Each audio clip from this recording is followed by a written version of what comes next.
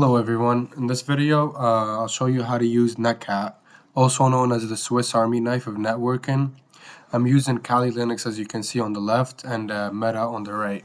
So let's jump right in. So at first we're going to see if we have NETCAT installed. So we're going to run this command. If you see the user bin NC, if that comes up that means you have it installed, but if you don't worry, we have a solution for you too. We're going to run this. So you're going to run that, and then when you run that, you run this one after.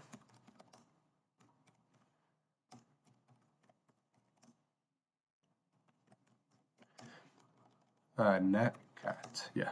So you run those two commands if you don't have it downloaded. But Kali, NetCat usually comes pre-installed in Kali, just in case. I just showed you how to install it though. So let's move to our first thing we can do on NetCat, which is port scanning.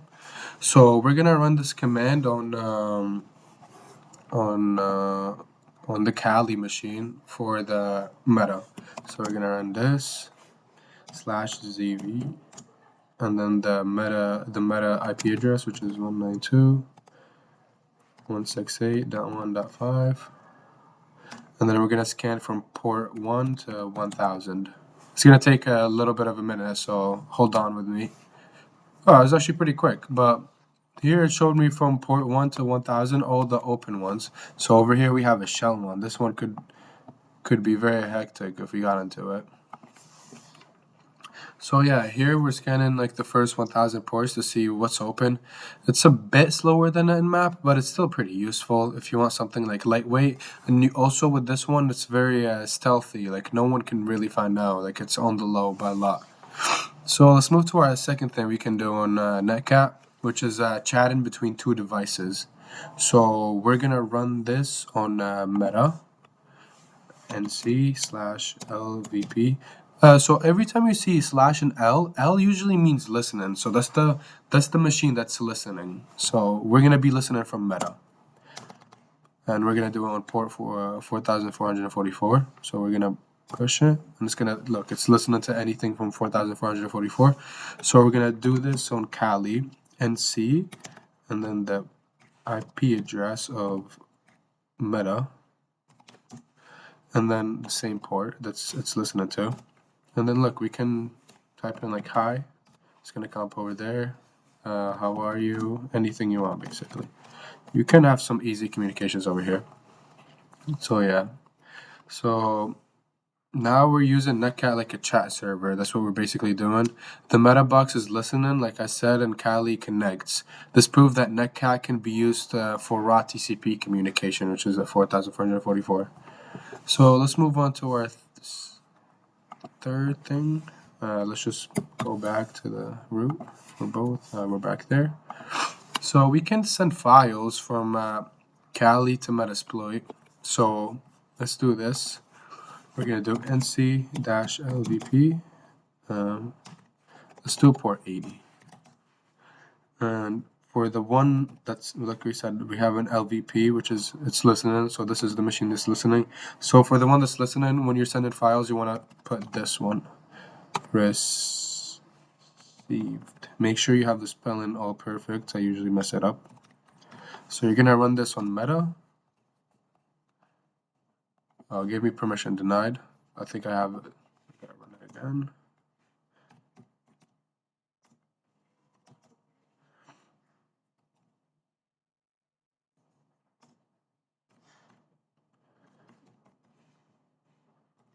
Text. Now on Kali, we're gonna run this NC, and we're gonna put the IP address 68.1.5. I'm gonna do port 80. Okay, sound, and then to send the file, you want to do this. You want to find a file you already have. So I already have unis.txt. This is one of my files. I'm gonna send. So I'll do this, and then we're here, and send. So if we go over here on Meta, if we go to ls received.txt, You can see over here that I don't have anything on my file that I sent, so there's nothing to see, but you can see under the command I ran, you can see that the file is there, so we have it. So if I had anything added to it, you could have opened it and saw, but I don't have anything added to it. So for this, what we just did, we just sent a file across the network and using NETCAT. No FTP, no SMB, just literally raw TCP. This can be used for a quick transfer in controlled environments. So this is what's very good about NetCat. It's not the best at anything, but it has a lot of stuff it can do, and it can do it pretty fast, we could say. So now to the very fun stuff. We're going to try to run a reverse shell. So on Kali, now Kali is the listening one. We're going to run this. LVP, it's going to listen to anything for 4,444. Anything on that port, so we're gonna have it listening. And then on Meta, we're gonna run this. We're gonna connect the vulnerable device, which is Meta right now. I'm gonna show you how to do it. And Meta is gonna basically give all the stuff to Kali that's listening on 4,444, which is gonna run a reverse shell. So we're gonna run NC, the Kali IP, which is 192.168.1.4. And then port 4,444/E, then bin bash. So we're gonna run this, and as you can see over here, we have it connected.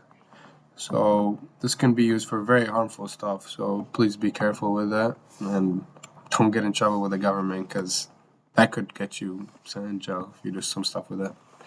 So some NetCat versions don't really support -E, but the one I have supports it. I think I just have an older one. Maybe the newer ones don't. Well, like I said, this is like the scary part.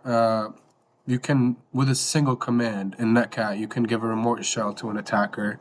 This is why system hardening and monitoring is very important.